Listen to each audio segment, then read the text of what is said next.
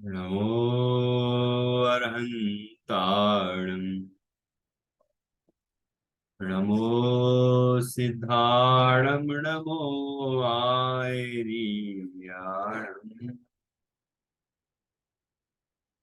नमो अजायाणं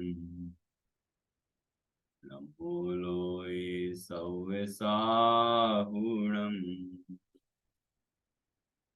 मङ्गलं भगवान् वीरो मङ्गलं गौतमो गणी मङ्गलं कुन्दकुन्दाद्यो जैनधर्मोऽस्तु मङ्गलम् सर्वमङ्गलमाङ्गल्यं सर्वकल्याणकारकं प्रधानं सर्वधर्माणां जैनं जयतु शासनं जैनं जयतु शासनम् यस्य स्वयं स्वभावाप्ति प्रभावे कृत्स्नकर्मणा तस्मै संज्ञानरूपाय नमोस्तु परमात्मने।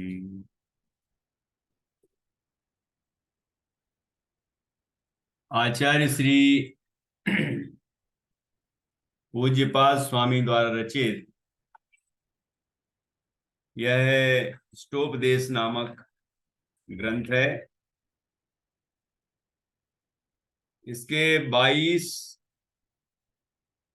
श्लोकों तक हमारी चर्चा हो चुकी है।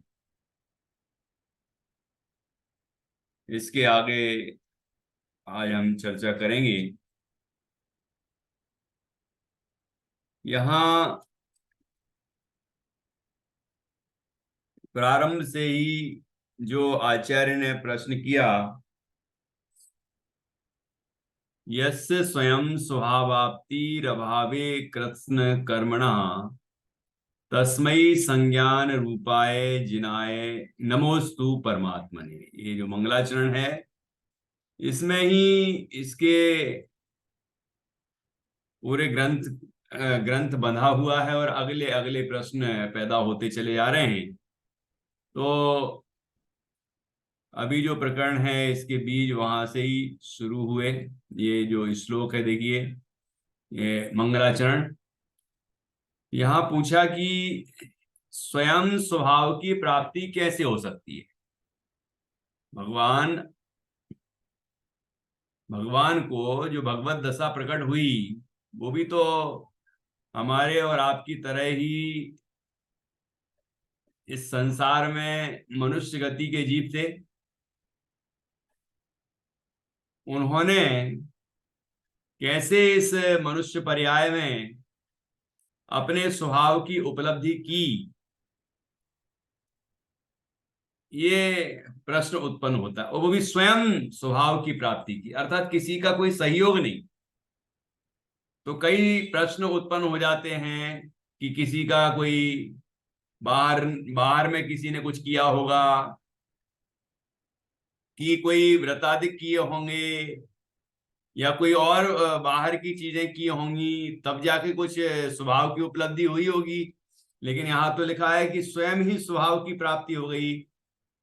तो अगले श्लोक में इसका समाधान किया कि जैसे स्वर्ण पाषाण होता है, स्वर्ण पाषाण, ऐसा पाषाण मतलब पत्थर कि जो स्वर्ण रूप से परिणमित होता है।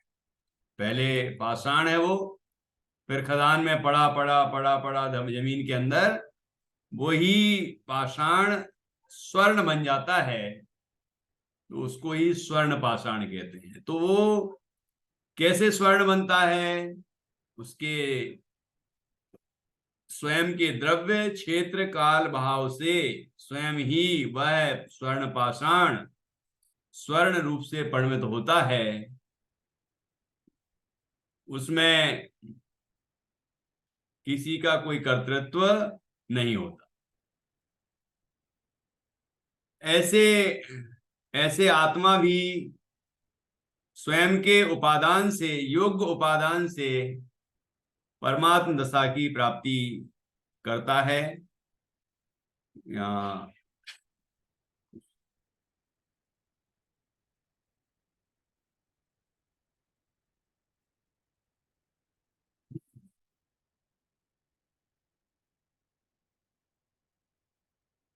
तो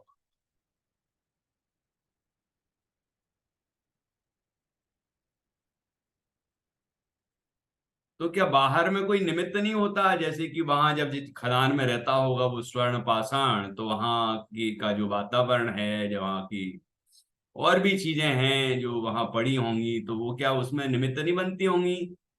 कि निमित्त तो बनती हैं लेकिन कार्य उपादान से होता है। तो यहाँ भी व्रत आदि जो है वो निमित्त तो बनते हैं लेकिन कार्य उपादान से होता है, ये बात यहाँ सिद्ध की है। तो जो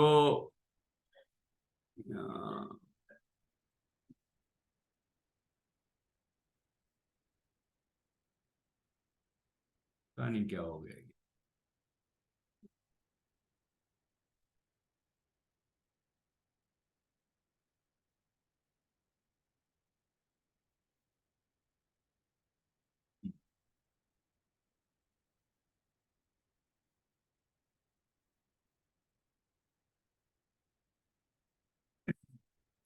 तो यहाँ बताया गया है कि जो व्रताधिक हैं वो भी, व्रताधिक तो उस जीव के जीवन में होते हैं, परंतु व्रताधिक से पुण्य का बंध होता है और पुण्य स्वर्गाधिक का कारण है, और अव्रतों से पाप का बंध होता है, और अव्रत नरक आयु के बंध के कारण हैं। तो व्रताधिक कार्यकारी तो हैं, व्रताधिक सफल तो हैं, लेकिन मोक्ष प्राप्ति में सफल नहीं है, अर्थात उनका फल मोक्ष प्राप्ति नहीं है। तो यहां और भी आगे प्रश्न किया, तो फिर जीव स्वर्ग की प्राप्ति के लिए ही प्रयत्न कर ले, उसमें भी तो सुख ही होता है। तो वहां पर कहा कि जीव अपने आत्मा की अनुभूति करे, मोक्ष की प्राप्ति के लिए प्रयत्न करे। मोक्ष की प्राप्ति के लिए प्रयत्न करने वाला जो जीव है मोक्ष प्राप्त नहीं करता है, तो उसे स्वर्ग तो अपने आप ही प्राप्त हो जाता है, उसके लिए अलग से कोई प्रयत्न करने की आवश्यकता नहीं है। इसलिए जीव को मोक्ष के लिए ही प्रयत्न करना चाहिए। तो यहां पर एक उदाहरण दिया था, जैसे कोई व्यक्ति एक कोस तक कोई वजन या कोई वस्तु शीघ्रता से ले जा सकता है, तो उसे आधा कोस ले जाने में कौन सी तकलीफ है? तो आसानी से ले जाएगा वो। ऐसे ही जो जो परिणाम मोक्ष का कारण हो, उस परिणाम से स्वर्ग हो जाए, अर्थात स्वर्ग स्वर्ग प्राप्त हो जाए वो जीव, तो उसमें कोई बड़ी बात नहीं है। अर्थात आत्मज्ञानी, आत्मानुभवी, आत्म साधना करने वाला मोक्ष के लिए ही प्रयत्न करता है, और आत्म अनुभूति शुद्ध रत्नत्रय मोक्ष के ही कारण है। परंतु यदि उस जीव को उस भाव में मोक्ष ना हो, तो उन शुद्ध रत्नत्रय के साथ जो शुभ विकल्प आते हैं, उन शुभ विकल्पों से स्वर्ग की प्राप्ति हो जाती। एक ही कारण से दोनों कार्य नहीं हुए, लेकिन उपचार से ऐसा कह देंगे कि वो भाव, जिस भाव से मोक्ष हो सकता है, उस भाव से स्वर्ग प्राप्त करना कौन सा कठिन है? ठीक है ना? तो इसका अर्थ ये नहीं समझना चाहिए कि शुद्ध भाव मोक्ष का कारण है और शुद्ध भाव स्वर्ग स्वर्ग का भी कारण है, क्योंकि शुद्ध भाव से मोक्ष ही होता है ना? शुद्ध भाव से स्वर्ग नहीं होता, परंतु शुद्ध भाव के साथ जो भूमिका के अनुसार शुभ भाव होते हैं, व्रतादि के शुभ विकल्प होते हैं, उनसे पुण्य बंध होता है और उससे स्वर्ग आदि की प्राप्ति होती है। तो स्वर्ग आदि में भी सुख है क्या? हाँ, है ना। तो कहते कैसा सुख है? तो कहते हैं कि स्वर्गों का सुख तो स्वर्गों जैसा ही है। वहां इंद्रिय सुख है, मोक्ष जैसा नहीं। और अन्य गतियों में जो होता है वैसा भी नहीं। स्वर्गों का सुख तो स्वर्गों जैसा ही है, ऐसा 5वें श्लोक में कहा था। तो वहां इंद्रिय जनित सुख होता है, मोक्ष में तो अतीन्द्रिय सुख होता है। और स्वर्ग का सुख दीर्घ काल तक रहता है ना। स्वर्ग मोक्ष का सुख तो अनंत काल रहता है। लेकिन बाकी जो भोग भूमि हो, मनुष्य आदि गतियां हैं, उनमें वो तो अल्पकालिक होता है, तो उसकी अपेक्षा से विशेष है वो स्वर्ग का सुख। ठीक है। इस तरह से और स्वर्ग का सुख जो है वो आतंक से रहित होता है, उसमें बाधा नहीं होती, मतलब अर्थात बीमारियों से रहित है। ठीक है। लेकिन जो अन्य गतियों का, मनुष्यादि गतियों का है, तो उसमें इस तरह के अंतक होते हैं। ठीक है। अब उसमें आतंक होता है, शत्रु आदि का विघ्न बाधाएं रहती हैं। ठीक है। वो मोक्ष में तो ये सब का सवाल ही नहीं है। ठीक है। तो स्वर्ग का सुख मोक्ष जैसा भी नहीं है और अन्य गतियों जैसा भी नहीं है। स्वर्ग का सुख तो स्वर्ग जैसा है। इस तरह से कह के स्वर्ग में सांसारिक सुख इंद्रिय सुख की सिद्धि की है। ऐसा नहीं समझना चाहिए कि सर्वथा ही सुख नहीं है। ठीक है ना। कम दुख को भी सुख कहने का व्यवहार है। तो बहुत कम दुख है, इसलिए वहां सुख कह दिया है स्वर्ग में। हमारी अपेक्षा वहां कम दुख है, इसलिए सुख कह दिया है स्वर्ग अवस्था में। ठीक है ना। और इस तरह की चर्चा आगे बढ़ती जाती है। और फिर ये कहा जाता है 6वें श्लोक में कि वास्तव में तो इंद्रिय जनित सुख जो है, स्वर्गों का सुख है, सांसारिक सुख है, वह वासना मात्र है, भ्रम ही है, कल्पना मात्र ही है, वास्तविक नहीं है। क्योंकि अभी अभी कहा कि कम दुख को सुख कहने का व्यवहार है तो दुख ही।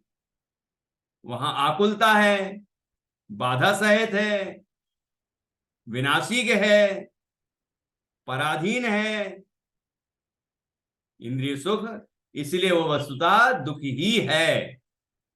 ठीक है ना। तो वास्तविक सुख तो अतीन्द्रिय होता है, निराकुल होता है, आत्मिक होता है, आत्मा के आश्रय से प्रकट होता है। तो फिर प्रश्न उठता है कि जब स्वयं स्वभाव की प्राप्ति हो जाती है और स्वयं के आश्रय से होने वाला सुख ही वास्तविक सुख है, निराकुल है, शादी अनंत काल तक रहने वाला है, बाधाओं से रहित है, स्वाधीन है, अतीन्द्रिय है, स्वयं में होने वाला है, तो फिर यह जीव वह सुख प्राप्त क्यों नहीं कर लेता? जो स्वयं में ही होना है, स्वयं के आश्रय से ही होना है, तो कर लेना। तो फिर 7वें श्लोक में इसका समाधान किया, मोहेन संवृतम ज्ञानम स्वभावम लभते नहीं। मोह से आवृत ज्ञान, मोह से दूषित ज्ञान, वह स्वभाव को प्राप्त नहीं कर पाता। अर्थात मिथ्यात्व से सहित है यह जीव, मोह से युक्त है यह जीव, राग द्वेष से पीड़ित है यह जीव, क्रोधाधिक कषायों रूप परिणमित हो रहा है यह जीव, स्वयं को भूला हुआ है, पर पदार्थों को अपना मान रहा है, पर पदार्थों में ही अच्छा बुरा ऐसी कल्पनाएं कर रहा है, राग द्वेष कर रहा है। इन कारणों से यह जीव अपने सुख को प्राप्त नहीं कर पा रहा है।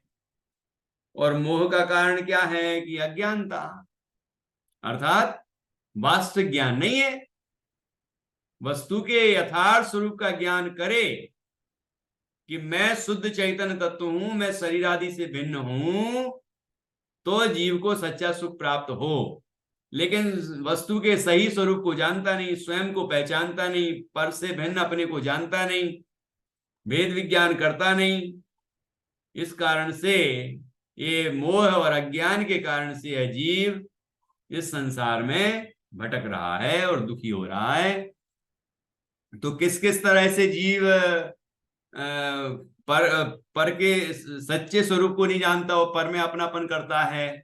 तो बताया संसार में सुख मानता है जबकि दुख है, शरीर पर द्रव्य है लेकिन अपना द्रव्य मानता है, शरीर अशुचि है लेकिन उससे ही मोह करता है, ठीक है, और भोगों में सुख नहीं है लेकिन उन भोगों में ही सुख मानता है।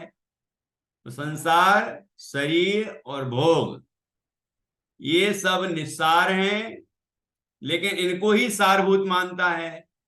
यही इस जीव की भूल है। तो बताया कि परिवार को अपना समझता है, ठीक है, शरीर को अपना समझता है, जबकि परिवार किस तरह है एक उदाहरण दिया है यहां पर। क्या उदाहरण दिया कि जैसे एक पेड़ पर शाम के समय कई पंछी आके विश्राम करते हैं और सुबह होते ही सब अपनी अपनी अलग अलग दिशाओं में उड़ जाते। ऐसे ही ये परिवार के सदस्य कर्म के निमित्त से इकट्ठे हुए हैं, लेकिन जब सबका वियोग होने योग्य होता है तो वो अलग अलग दिशाओं में अपने अपने स्वाधीनता पूर्वक चले जाते हैं। सबकी अपनी अपनी आयु कर्म है, सबके अपने अपने उदय हैं, और सबका वियोग हो जाता है, संयोग का वियोग निश्चित है। तो इस तरह से यहां पर आचार्य ने संसार, शरीर और भोगों की असारता बताई और कहा कि यह जीव संसार में, शरीर में, भोगों में, पर द्रव्यों में अपनापन करता है, यही इसका मोह है। यह मोह से संवृत होने के कारण यह सच्चे ज्ञान को, आत्म स्वभाव को प्राप्त नहीं करता है। तो क्या करना चाहिए कि स्वभाव को प्राप्त करने के लिए वस्तु के यथार्थ स्वरूप को जानना चाहिए। ये संसार, शरीर और भोग निस्सार हैं, मैं इन सब से भिन्न शुद्ध चैतन्य आत्मा हूं, ठीक है। एक बिंदु और जोरदार आया, यह जीव ये सोचता है कि धन इकट्ठा हो जाएगा, उससे भोग मिल जाएंगे, मैं उनको भोगूंगा तो सुखी हो जाऊंगा। तो आचार्य ने 13वें श्लोक में बड़ी सुंदर चर्चा की कि यह जीव बड़ी मुश्किल से धन इकट्ठा करता है, ठीक है, और वह धन अंततः क्या होता है, उस धन का विनाश को प्राप्त हो जाता है। और फिर आगे कहा कि धन प्राप्त करने में जीव को अनंत दुख की प्राप्ति होती है,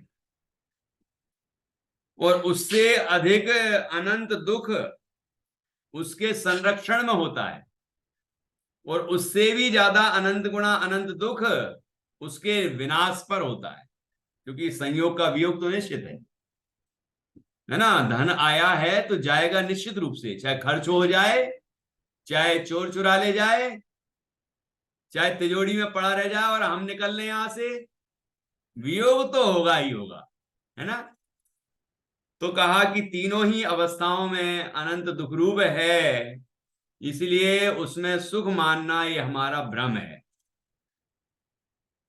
ऐसे ही भोग, पंचेंद्रिय के भोग, उनमें प्रारंभ में भी दुख, प्राप्त करने के जो विकल्प है ना उसमें दुख, प्राप्त हो जाए उसे भोगता है जब, उस समय भी दुखी, और जब छोड़ने का समय आता है तो छोड़े नहीं जाते इससे। भोगों में ऐसा चिपक जाता है कि छोड़ा नहीं जाता। ज्यों ज्यों भोग संयोग मनोहर मन वांछित जन पावे, तृष्णा नागिन त्यों त्यों ढंके लहर जहर की आवे। तो ऐसे और तृष्णा बढ़ती चली जाती है, और मिल जाए और मिल जाए इस तरह की, तो छोड़ना मुश्किल हो जाते हैं। तो आचार्य कहते हैं तीनों ही अवस्थाओं में ये पंच इंद्रिय के भोग दुख रूप ही हैं। इस तरह से भोगों में भी दुखी ही बताया, धन धन संग्रह में भी दुखी ही बताया। फिर जीव कहने लगा कि नहीं आचार्य, हम जो धन संग्रह करते हैं ना, वो दान देने के लिए करते हैं। एक श्लोक ऐसा आया है ना, हम दान देने के लिए धन इकट्ठा करते हैं, 16वां श्लोक। तो आचार्य ने कहा कि ये तो ऐसी बात हुई कि कोई नहाया धोया साफ सुथरा स्वच्छ व्यक्ति ऐसा विचार करता है कि मैं स्नान कर लूंगा, ये सोच के कीचड़ लपेटता है। पहले साफ सुथरा है, लेकिन क्या सोचता है, मैं नहा लूंगा, ऐसा सोच के वो अपने शरीर पर कीचड़ डाल लेता है। ऐसा कोई समझदार व्यक्ति करेगा? नहीं करेगा। जब पहले से साफ सुथरा है, स्वच्छ है, तो और अब बाद में स्वच्छ हो जाऊंगा फिर से, ये सोच के कोई कीचड़ क्यों लपेटेगा? भाई स्वच्छ तो है ही, तो पहले कीचड़ लपेटो फिर स्वच्छ हो जाओ। ये कोई समझदारी है क्या? तो दान देने के लिए हमने धन कमाया, तो धन कमाने में जो पाप हुआ है ना, पहले हमने पाप किया, फिर दान दे के हमने सोचा कि वो पाप धो धो दें। तो ये कोई समझदारी है क्या? तो पाप करना ही क्यों?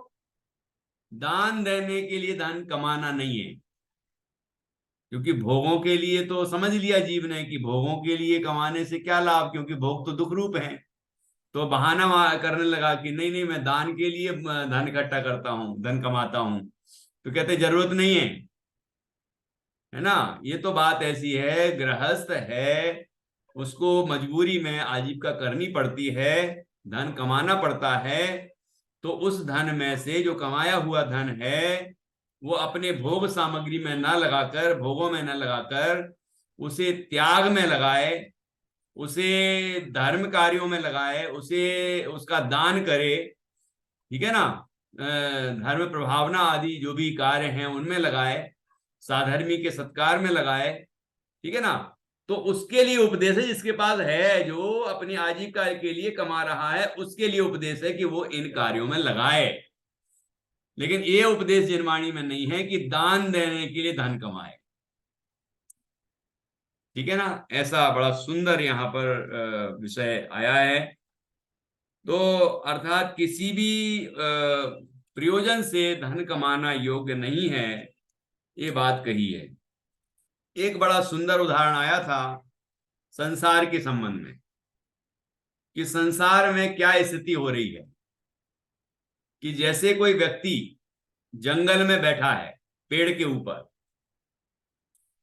जंगल में आग लगी है चारों तरफ, वह व्यक्ति हरे भरे पेड़ के ऊपर बैठा है और चारों तरफ देख रहा है और कहता है देखो ये पेड़ जल रहे हैं, देखो ये जानवर जल रहे हैं, देखो ये लोग जल रहे हैं, चारों तरफ देखो हाहाकार मचा हुआ है, ओहो संसार कितना असार है, दुखरूप है, इनकी दशा देखो कैसी हो रही है, इनकी दशा देखो कैसी हो रही, इनकी दशा देखो कैसी हो रही है। वो ये नहीं सोचता कि थोड़ी देर बाद वो आग इस पेड़ को भी जलाएगी और मुझे भी जलाएगी, इसलिए मुझे सचेत हो जाना चाहिए और मुझे शरीर से भिन्न अपने आत्मा का अनुभव कर लेना चाहिए, भेद ज्ञान कर लेना चाहिए, अशरीरी होने का प्रयत्न करना चाहिए। ये विचार नहीं करता, ये प्रयत्न नहीं करता, बल्कि ये सोचता है देखो इनका ऐसा हो रहा है, देखो इनका ऐसा हो रहा है। हम लोग नहीं करते, देखो भैया इनके घर में ऐसा हो गया, इस गांव में ऐसा हो गया, इस देश में ऐसा हो गया, देखो वहां ऐसा हो गया, वहां ऐसा हो गया। अखबार पढ़ते जाते हैं, अब पेज पलटते जाते हैं, देखो यहाँ ऐसा हो गया, देखो यहाँ ऐसा हो गया, है ना, थोड़ा दुखी हो लेते हैं, बस खत्म बात। ये ऐसी बात तो हुई। लेकिन ये नहीं सोचते कि जैसे वहां हो गया ऐसे यहां भी तो होगा, ये देह भी तो छूटेगी, ये परिवार भी तो छूटेगा, ये घर बार भी तो छूटेगा। ये छूटे उसके पहले हम उसमें अपनापन छोड़ दें, ये छूटे उसके पहले हम उसको छोड़ दें और अपने अपने अपने आत्मा की साधना आराधना करें, ऐसा हम प्रयत्न करेंगे तो ही हमें सुख की प्राप्ति होगी। ऐसी बड़ी सुंदर चर्चा यहां पर आई। फिर पूछा, संसार में सुख नहीं है, सुख आत्मा में है। भोगों में सुख नहीं है, आत्मा में है। धन में सुख नहीं है, आत्मा में है। ठीक है, शरीर अपना नहीं है, आत्मा हैं। शरीर अपवित्र है, हम स्वयं पवित्र हैं। तो ऐसा जो आत्म तत्व है वो कैसा है, उसका स्वरूप क्या है, ये प्रश्न उत्पन्न हुआ। तो आचार्य ने आत्मा का स्वरूप यहां पर बताया है, जो ज्ञान लक्षण से ज्ञात होता है, जो शरीर आदि से भिन्न है, देह प्रमाण है, देह से भिन्न है, ऐसा ज्ञान और आनंदमयी सिद्धों के जैसा परम पवित्र तत्व वह आत्मा है। उस आत्मा की श्रद्धा, ज्ञान और उसमें लीनता करने से यह जीव परमात्म दशा की प्राप्ति करता है। इस तरह से यहां श्लोक नंबर 21 में आत्मा का स्वरूप बताया, और आत्मा का स्वरूप बताने के बाद फिर आगे और भी चर्चा आई कि ऐसे आत्मा का हम सभी को ध्यान करना चाहिए। तो कैसे ध्यान करना चाहिए, उसके लिए साधन क्या है हमारे पास? तो साधन हमारा ज्ञान ही है ना। देखो, कहीं और से कोई चीज लाने की जरूरत नहीं है, हमारे पास है। जो हमारा प्रति समय ज्ञान की प्रतिपल उठे तरंग झांकता, उसमें आत्म राम। ज्ञान की प्रति समय तरंग उठ रही है, पर्याय उत्पन्न हो रही है, उसमें आत्मा व्यक्त हो रहा है। उस रूप से कि जहां जहां ज्ञान है वहां वहां आत्मा है, इस तरह व्यक्त हो रहा है। वह जानने वाला तत्व ही मैं हूं, ऐसी जीव को अनुभूति करना है। ठीक है ना। तो इस तरह से यह जीव अपने ज्ञान को, जो 5 इंद्रिय के विषयों में बर्बाद हो रहा है, उसको वहां से समेट कर और आत्मा में लगाए। जो ज्ञान हमारे तरह तरह के विकल्पों में लग रहा है, उस ज्ञान को आत्म सन्मुख करे।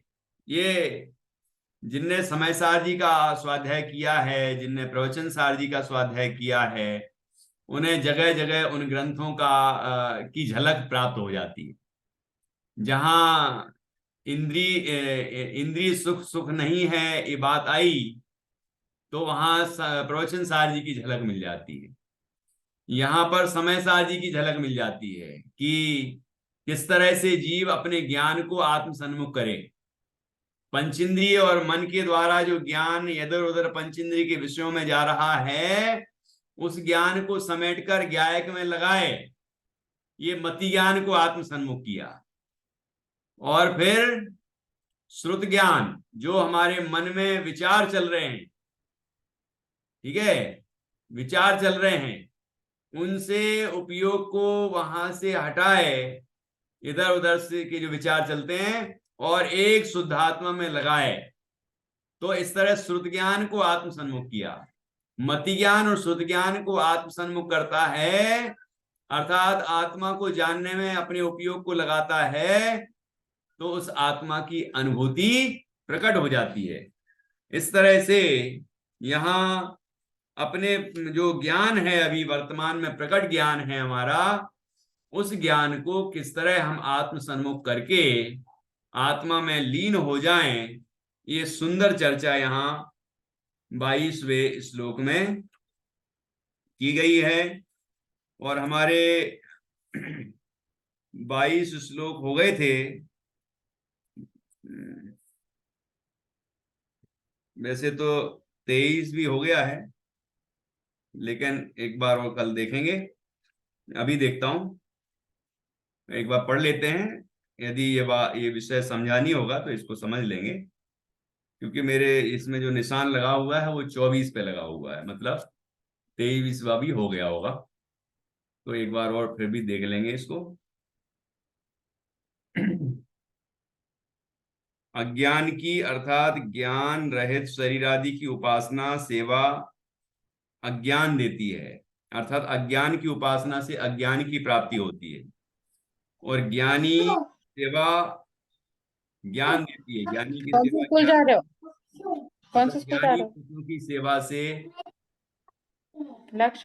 ज्ञान की प्राप्ति होती है। जिसके पास जो होता है वही देता है, यह सुप्रसिद्ध वाक्य है। ज्ञानी के पास ज्ञान है तो ज्ञान देता है, अज्ञानी के पास अज्ञान है तो अज्ञान देता है। अज्ञानी की उपासना करेंगे तो अज्ञान की प्राप्ति होगी, ज्ञानी की उपासना करेंगे तो ज्ञान की प्राप्ति होगी। तो हमें किसकी उपासना करना है? समय सारजी में आया ना, चौथी गाथा में, इस जीव ने श्रुत परिचित अनुभूत भोगों की उपासना की, उनके जानने वालों के की संगति की, वही सीखा, वही समझा, वही अनादि से भोग रहा है, उसमें ही लगा हुआ है। लेकिन जो एकत्व विभक्त आत्म तत्व है उसकी चर्चा सुनी नहीं, आत्मा को जानने वाले जो ज्ञानी हैं उनकी संगति की नहीं, उनका समागम किया नहीं। इसलिए आत्मा की चर्चा और आत्मा की प्राप्ति दुर्लभ है। ये झलक आ गई कि नहीं यहाँ 23वें श्लोक में? ठीक है ना? तो हमें क्या करना है? अज्ञानी की संगति करेंगे तो अज्ञानता की पुष्टि होगी, और ज्ञानी का समागम करेंगे तो ज्ञान की प्राप्ति होगी। सम्यक ज्ञान पुष्ट होगा, सम्यक ज्ञान प्रकट होगा, पुष्ट होगा, वृद्धि होगी, और हम अंतर्मुख होकर और इस संसार सागर से पार होने का प्रयत्न करेंगे, मोक्ष की प्राप्ति कर पाएंगे। ऐसी सुंदर चर्चा यहाँ 23वें श्लोक में आई है। तो कुछ कुछ हमने पुराने जो श्लोक हो चुके हैं 22 तक, 23वां थोड़ा सा गया और देखेंगे, और नहीं तो 23वां भी ले लेंगे कल, और फिर 24वें श्लोक पर चर्चा करेंगे। तो अभी तक हमने ये कल अभी तक का जो विषय है, करीब 1 महीने का गैप हो गया, इसलिए हमने उसको वापस दोहराया है। कुछ कुछ विषय संक्षिप्त भी हुआ है, कुछ सार रूप हमने चर्चा की है। तो आप पुनः इसको दोहराएं, जिससे कि हमारा जो पुराना विषय है, बहुत सुंदर विषय, वो हमें ख्याल में आए। एक विषय और आया था, मैंने अभी श्लोक पलटा तो देखा कि धन के संबंध में बड़ी सुंदर चर्चा आई थी। क्या चर्चा आई? जो कि प्राय आप चारों तरफ देख लो, यही चर्चा हो रही होगी। मेरा अभी इतने लाख रुपए है, मैं यहाँ इन्वेस्ट करूंगा या बैंक में एफडी करूंगा तो इतने साल बाद इतना हो जाएगा। तो यही सोचता रहता है कि इतने साल कब हों और हमें इतना मिलेगा। मैं तो एक दिन ही सोच रहा था कि नौकरी करने वाले और व्यापार करने वाले में भी सोच में अंतर होता है। व्यापार वाला तो हर दिन कमाता है जितना भी कमाए, नौकरी वाला सोचता है कब महीना पूरा हो और सैलरी आए। उसे ये नहीं लगता कि 1 महीना मेरे जीवन का कम हो गया, उसे ये खुशी होती है कि 1 महीना होने पर मुझे इतने हजार रुपए या इतने लाख रुपए प्राप्त होंगे। अर्थात अपने प्राणों से भी ज्यादा धन प्यारा है,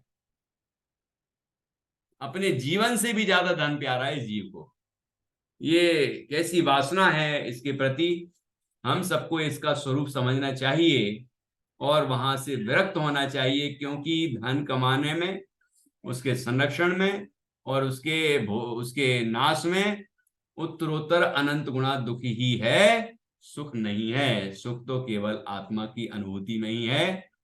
ये यहाँ तक की चर्चा हुई सारभूत। इसके आगे की चर्चा हम कल करेंगे। अभी कोई प्रश्न हो तो आप पूछ सकते हैं, और आपने कितना कितना दोहराया है ये भी बता दें। अभी मैंने लिंक तो भेज दी थी कि 22 श्लोक तक हो गया, आप दोहरा लीजिए। हाँ, डॉक्टर निधि जी।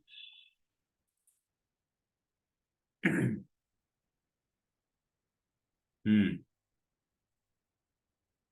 अनम्यूट करिए।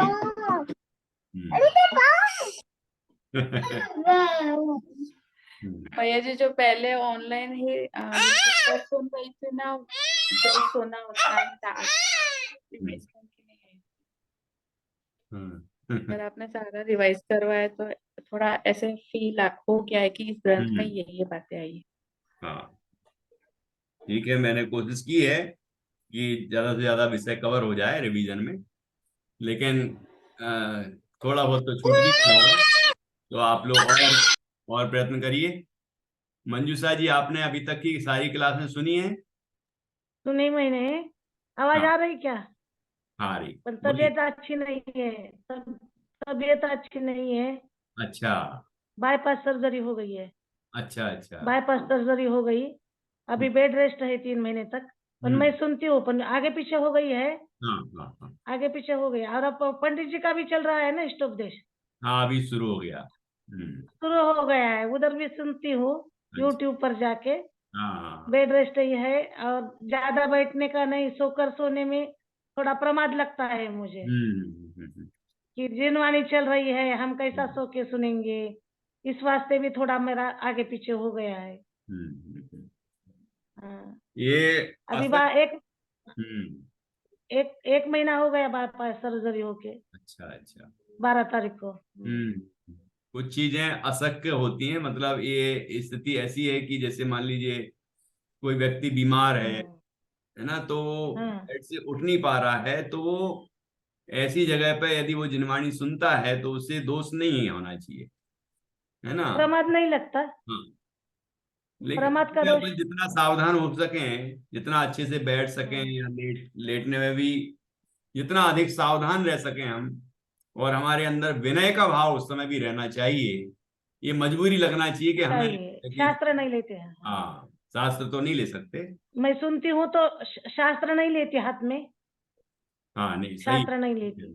ठीक है। हाँ, विनय से ही हम्म, सुनती हूँ। बहुत अच्छा। आप सभी की, हाँ, आप सभी को भी क्षमा चाहती हूँ। नहीं, नहीं, ठीक है। चलिए, अपना